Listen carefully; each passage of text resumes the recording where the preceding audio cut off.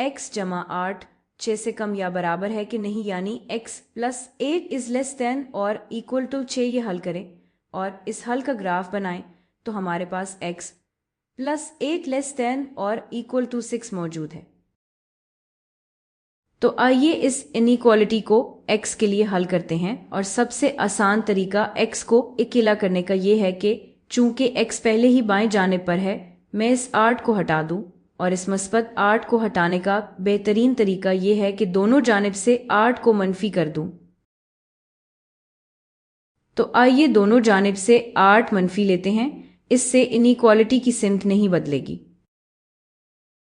तो बाएं जानिब पर x मस्बत 8 मनफी 8, आपके पास सिर्फ x रह जाएगा।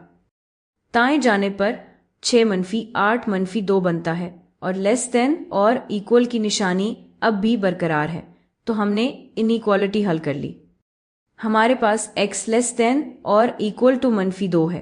तो आइए इसे नंबर लाइन पर दिखाते हैं। तो ये मेरी नंबर लाइन है, इस फर्क को यहाँ लगा लेती हूँ।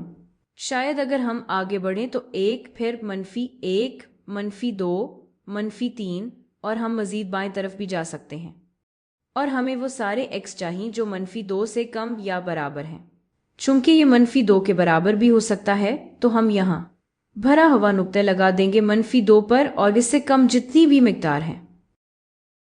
अगर सिर्फ लेस देन होता यानी इक्वल साइन ना होता तो हम खाली नुक्ता लगाते, लेकिन चूंकि लेस देन और इक्वल टू है इसलिए हमने ये नुक्ता बंद कर दिया है।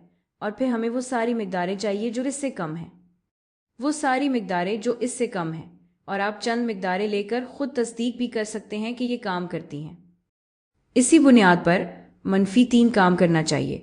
और अगर आप मनफी 3 लें, मनफी 3 प्लस 8 बनता है 5, जो यकीनन 6 से कम है, तो ये काम करता है। और मनफी 1 काम नहीं करना चाहिए, ये इस सेट में शामिल नहीं है यहाँ पर। तो आइए से आजमा लेते हैं।